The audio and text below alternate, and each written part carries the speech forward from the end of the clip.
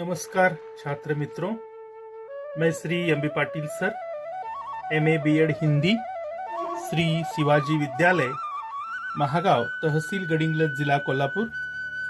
बच्चों, हम 10वीं के पाठ्यपुस्तक में अर्थात लोक भारती हिंदी के पाठ्यपुस्तक में रखा गया दूसरा पाठ, दूसरी इकाई का दूसरा पाठ, 2 लघु कथाएं, इसका अध्ययन कर रहे हैं।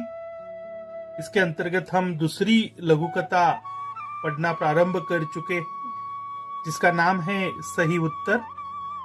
पिछले कुछ वीडियो में मैंने आपको यह पाठ यहां तक पढ़ाया है कि वह युवक जो है, जो नौकरी की तलाश में यहां वहां भटक रहा है, ईमानदारी, देश प्रेम, शिष्टाचार और नैतिकता पर जिसका विश्वास है, वो युवक आज भी साक्षात्कार देने के लिए एक कार्यालय में, एक ऑफिस में वह पहुंचा है और वहां पहुंचकर वह साक्षात्कार देने के लिए बैठा है।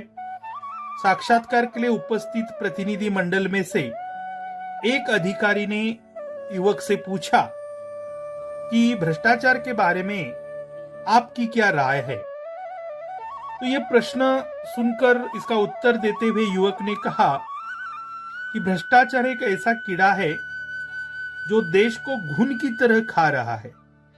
या बच्चों, घुन यह एक शब्द आया है। घुन एक ऐसा कीड़ा है, अनाज में वह पड़ता है, अनाज में पड़ने वाला एक लाल प्रकार का कीड़ा, लाल रंग का कीड़ा होता है। यह अक्सर चावल में वगैरह ज्यादा दिखाई देता है और वह अनाज को नष्ट करता है। जिस प्रकार अनाज को घुन नष्ट करता है, वैसे यहाँ युवक ने कहा कि भ्रष्टाचार एक कीड़ा है जो देश को घुन की तरह मतलब कीड़े की तरह खा रहा है। इनसे अर्थात इस भ्रष्टाचार से सारी सामाजिक व्यवस्था को चिंताजनक स्थिति में पहुंचा दिया। इस भ्रष्टाचार इतना गंभीर हो चुका है कि हमारी सामाजिक व्यवस्था को भ्रष्टाचार ने चिंताजनक स्थिति में, दशा में पहुंचाया है। सच कहा जाए तो ये देश के लिए कलंक है, युवक ने कहा। कलंक यानी दाग, कलंक यानी धब्बा, कलंक यानी लांछन है।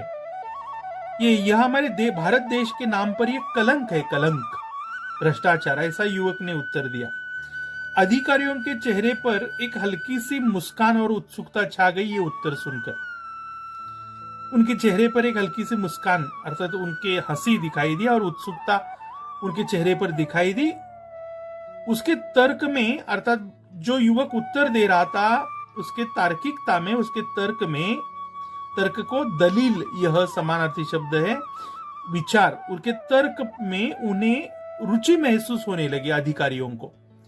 युवक आगे क्या कहता है ये सुनने की रुचि उनके मन में निर्माण हो गई।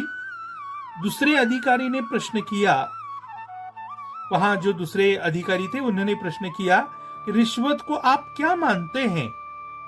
क्या मानते हैं आप रिश्वत को? तो युवक ने उसका भी उत्तर देते हुए कहा कि यह भ्रष्टाचार की बहन है।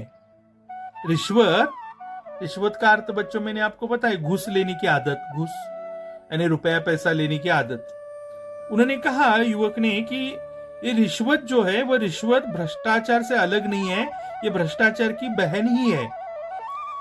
जैसे विशेष अवसरों पर हम अपने प्रियजनों को, अपने परिचितों को, मित्रों को उपहार देते हैं, इसका स्वरूप भी कुछ वैसा ही है।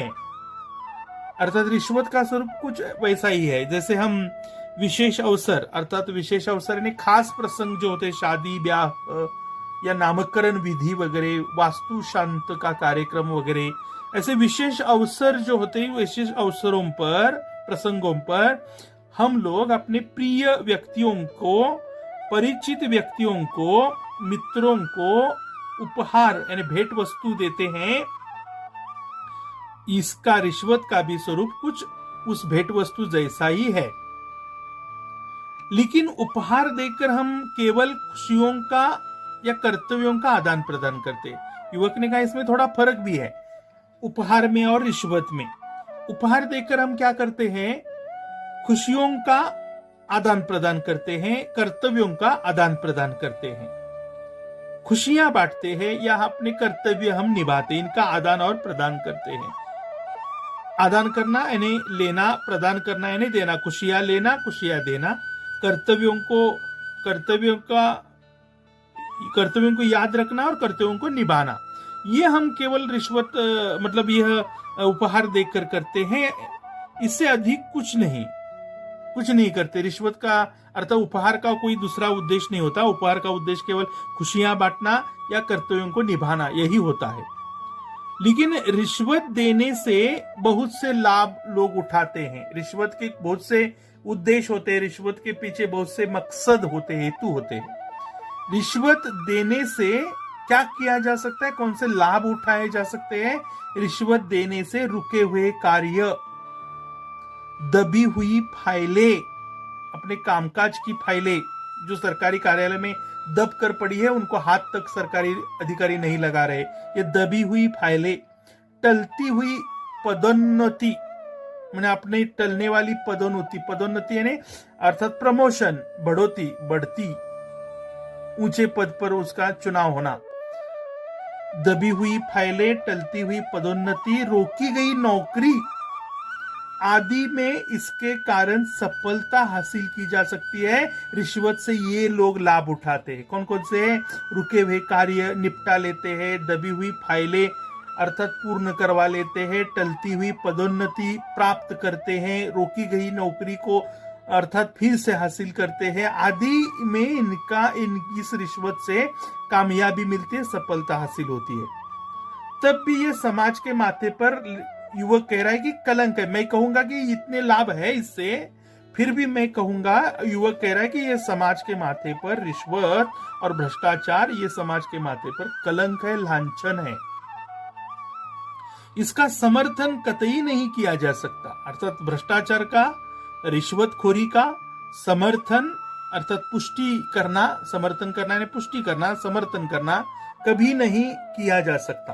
भ्रष्टाचार का समर्थन, ऐसी मेरी धारणा है, ऐसा मेरा विश्वास है, युवक ने कहा। यह कहकर वह तेजी से बाहर निकल गया। जिस कार्यालय में वह साक्षात्कार दे रहा था, उस कार्यालय से वह झट से बाहर निकल गया ये उत्तर देकर, क्योंकि वह जानता था कि यहां भी उसका चयन नहीं होगा। ये मेरे ईमानदारी के विचार, ये मेरे नैतिकता संदर्भ वाले विचार, देश प्रेम वाले मेरे विचार, शिष्टाचार वाले मेरे विचार, ये अधिकारियों को मतलब पसंद नहीं आएंगे, क्योंकि हर तरफ भ्रष्टाचार का बोलबाला है। जहां भ्रष्टाचार, जो युवक पैसे देता है उसे नौकरी मिलती है, यहाँ मेरी ईमानदारी की कदर कौन करेगा भला, ऐसा सोचा उसने। यहाँ ये विचार मेरे ईमानदारी के, भ्रष्टाचार के खिलाफ के मेरे विचार अधिकारियों को बिल्कुल पसंद नहीं आएंगे, ऐसा उसने मन में विचार किया और उस कार्यालय से बाहर हो गया, क्योंकि उसने सोचा यहाँ मेरी नियुक्ति चयन नहीं होगा। परंतु हुआ कुछ उल्टा।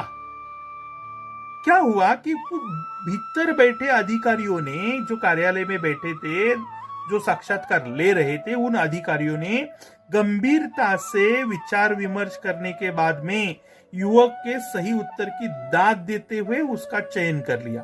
दाद देना, प्रशंसा करना। अधिकारी महोदय ने युवक के बाहर जाने के बाद उसके उत्तर पर गंभीरता से विचार विमर्श किया। उस युवक के ईमानदारी पर, उसके विचारों पर, उसकी तार्किकता पर, उसके शिष्टाचार पर, उसके देश प्रेम पर, उसकी नैतिकता पर, उसके हुनर पर अंदर बैठे अधिकारियों ने विचार विमर्श किया और उनको लगा कि जो भ्रष्टाचार के बारे में इस युवक ने जो उत्तर दिया है वह बिल्कुल उत्तर सही उत्तर है। और उस सही उत्तर की दाद दी उन्होंने, प्रशंसा की। उसका मतलब उसकी प्रशंसा करते हुए झट से उस युवक को अर्थात संदेशा दिया कि तुम्हारा चयन इस नौकरी के लिए किया गया है। आज वह युवक इस घटना से समझा कि सत्य कुछ समय के लिए निराश जरूर हो सकता है।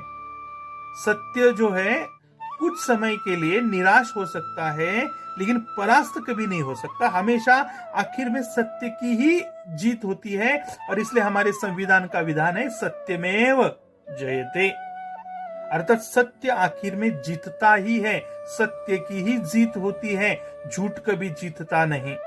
और इसलिए युवक का फिर इस विचार पर और भी दृढ़ विश्वास हो गया कि भलाई सत्य कुछ समय के लिए हमें सत्य का साथ देना, सत्यता के रास्ते पर चलना, सच के रास्ते पर चलना, सच का पालन करना, यह हमें कुछ समय के लिए निराशा जरूर दे सकता है, लेकिन हमें परास्त कभी नहीं कर सकता, हरा नहीं सकता। इस बात पर उसका विश्वास फिर से दृढ़ हो गया और युवक खुश होकर अपने घर चला गया। आज उसे पहली बार नौकरी प्राप्त हुई।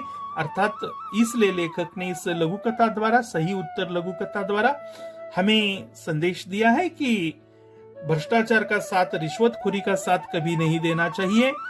यहाँ से लेखक ने संदेश दिया है कि सत्य का पालन करना चाहिए। हम सत्य का पालन करके ही, सच का पालन करके ही अपने जीवन लक्ष्य तक पहुंच सकते हैं। तो इस प्रकार ये लघु कथा है बच्चों। आगामी वीडियो में हम इस लघु कथा के स्वाध्यायों पर फिर एक बार चर्चा करेंगे। आज की इस वीडियो में मैं यहाँ रुकना चाहूंगा। आपका दिन शुभ हो, मंगलमय हो। धन्यवाद।